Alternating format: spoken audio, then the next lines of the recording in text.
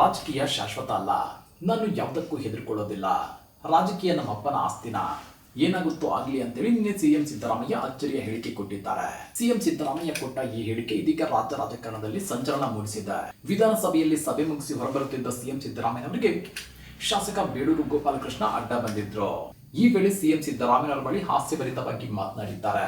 DCM DK Shivakumar ಅವರ ಮನೆಯಲ್ಲಿ ನಾಟಿ ಕೋಳಿ ಸಾಂಬಾರ್ ಹೀಗಿತ್ತು ಸಾರ್ ಅಂತ ಪ್ರಶ್ನೆ ಮಾಡಿದ್ದಾರೆ.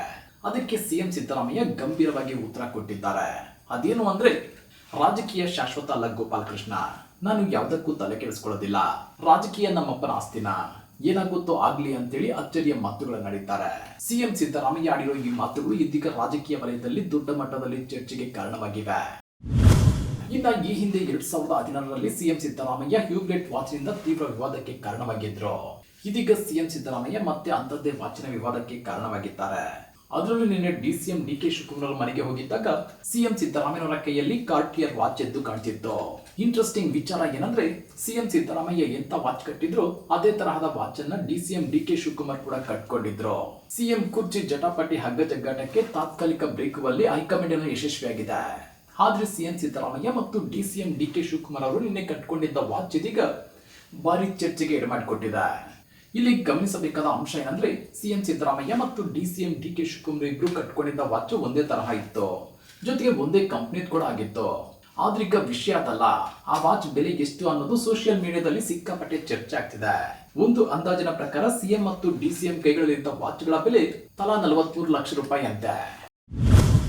ಇನ್ನ ಈ ಸಲ ಸಂಪುಟ ಪುನರ್ರಚನೆ ಆದ್ರೆ KH ಮುನಿಯಪ್ಪ, HC ಮಹದೇವಪ್ಪ, ಪರಮೇಶ್ವರ್ ಎಲ್ಲರಿಗೂ ಗೇಟ್ ಪಾಸ್ ಸಿಗಲಿದೆ ಅಂತೇಳಿ ಪರಿಷತ್ನ ವಿಪಕ್ಷ ನಾಯಕ ಚಲವಾದಿ ನಾರಾಯಣಸ್ವಾಮಿ ಹೊಸ ಬಾಂಬ್ ಸಿಡಿಸಿದ್ದಾರೆ.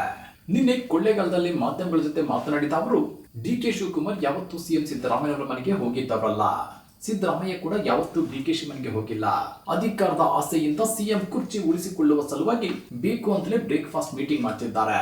ಇದೇ ಕಾರಣಕ್ಕೆ ಸಿಎಂ ಸಿದ್ದರಾಮಯ್ಯ ಡಿಕೆಶಿ ಮನೆಗೆ ಹೋಗಿದ್ದಾರೆ ಅಂತೇಳಿ ಅವರು ವ್ಯಂಗ್ಯವಾಡಿದ್ದಾರೆ. ಇನ್ನ ಮನಸ್ಸುಗಳೇ ಬ್ರೇಕ್ ಆಗಿರುವಾಗ ಬ್ರೇಕ್ಫಾಸ್ಟ್ ತೇಪೆ ಹಚ್ಚುತ್ತಾ ಅಂತೇಳಿ ಅವರು ಪ್ರಶ್ನೆ ಕೂಡ ಮಾಡಿದ್ದಾರೆ. ರಾಜ್ಯದ ಅಭಿವೃದ್ಧಿ ಬಗ್ಗೆ ಮಾತನಾಡಕ್ ಹೋಗಿದ್ರಾ, ಇಲ್ಲ ದಲಿತರ ಸಮಸ್ಯೆ ರೈತರ ಸಮಸ್ಯೆಗಳನ್ನ ಬಗೆಹರಿಸಲು ಹೋಗಿದ್ರಾ? ಬ್ರೇಕ್ಫಾಸ್ಟ್ ಪಾರ್ಟಿ ಮಾಡಿಕೊಂಡು ಜನರ ದಾರಿ ತಪ್ಪಿಸುತ್ತಿದ್ದಾರೆ ಅಂತೇಳಿ ಚಲವಾದಿ ನಾರಾಯಣಸ್ವಾಮಿ ಕಿಡಿಕಾರಿದ್ದಾರೆ. ಈ ಹಿಂದೆ ಡಿಕೆಶಿ ತಾಯಿ ಮಾತನಾಡಿದ್ದ ವಿಡಿಯೋ ಬಗ್ಗೆನೂ ಪ್ರಸ್ತಾಪಿಸಿದ್ದಾರೆ. ಡಿಕೆಶಿ ಒಂದು ಹೇಳಿಕೆ ಕೊಟ್ಟಿದ್ರು, ನಾವಿಬ್ರು ಬ್ರದರ್ಸ್ ಅಂತ ಹೇಳಿದ್ದಾರೆ. ಕುಕ್ಕರ್ ಬ್ಲಾಸ್ಟ್ ಹಾಗೂ ಬೆಂಗಳೂರಲ್ಲಿ ಬೇರೆ ಕೃತ್ಯ ಎಸಗಿದವರನ್ನು ಅವರು ಬ್ರದರ್ಸ್ ಅಂತ ಹೇಳಿದ್ದಾರೆ ಅಂತೇಳಿ ವ್ಯಂಗ್ಯವಾಡಿದ್ದಾರೆ. ಇನ್ನು ರಾಜ್ಯ ಕಾಂಗ್ರೆಸ್ನಲ್ಲಿ ಸಿಎಂ ಮತ್ತು ಡಿಸಿಎಂ ಬ್ರೇಕ್ಫಾಸ್ಟ್ ಮೀಟಿಂಗ್ ಇಡೀ ರಾಜ್ಯದ ಜನತೆಯ ಗಮನ ಸೆಳೆಯುತ್ತಿದೆ.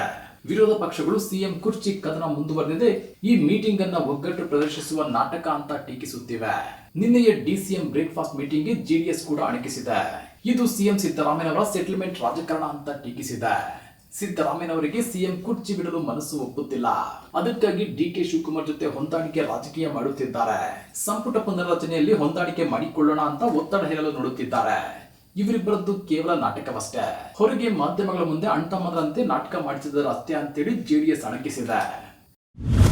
ಕರ್ನಾಟಕ ಕಾಂಗ್ರೆಸ್ ಅಧಿಕಾರ ಹಂಚಿಕೆ ಬಿಕ್ಕಟ್ಟಿಗೆ ತಾತ್ಕಾಲಿಕ ಬ್ರೇಕ್ ದೊರೆತ ಬೆನ್ನಲ್ಲೇ ಇದೀಗ ಬಿಜೆಪಿ ಪ್ರತ್ಯೇಕ ಬಣವೊಂದರ ನಾಯಕರು ದೆಹಲಿಗೆ ಹಾರಿದ್ದಾರೆ. ಅದರಲ್ಲೂ ರಮೇಶ್ ಜಾರಕಿಹೊಳಿ, ಕುಮಾರ್ ಬಂಗಾರಪ್ಪ, ಶ್ರೀಮಂತ್ ಪಾಟೀಲ್, BV ನಾಯಕ್ ಮತ್ತು ಬಸನಗೌಡ ಪಾಟೀಲ್ ಸೇರಿದಂತೆ ಹಲವು ನಾಯಕರು ದೆಹಲಿಯಲ್ಲಿ ಪಕ್ಷದ ವರಿಷ್ಠರನ್ನ ಭೇಟಿ ಮಾಡುವ ನಿರೀಕ್ಷೆಯಲ್ಲಿದ್ದಾರೆ. ಇನ್ನು ಈ ಭೇಟಿ ಕುರಿತು ರಿಯಾಕ್ಟ್ ಮಾಡಿರೋ ಕುಮಾರ್ ಬಂಗಾರಪ್ಪ, ಹೈಕಮಾಂಡ್ ಬಳಿ ತಮ್ಮ ಅಭಿಪ್ರಾಯಗಳನ್ನು ಹಂಚಿಕೊಳ್ಳಲು ಕಾಲಾವಕಾಶ ಸಿಕ್ಕಿದೆ ಅಂತ ಹೇಳಿದ್ದಾರೆ. ಸದ್ಯಕ್ಕೆ ಅಗತ್ಯ ಇರುವ ವಿಷಯಗಳ ಬಗ್ಗೆ ಚರ್ಚೆ ಮಾಡಿ ನಾಳೆ ಬೆಳಗ್ಗೆ ಹೆಚ್ಚಿನ ಮಾಹಿತಿ ನೀಡುವ ಭರವಸೆ ಕೊಟ್ಟಿದ್ದಾರೆ.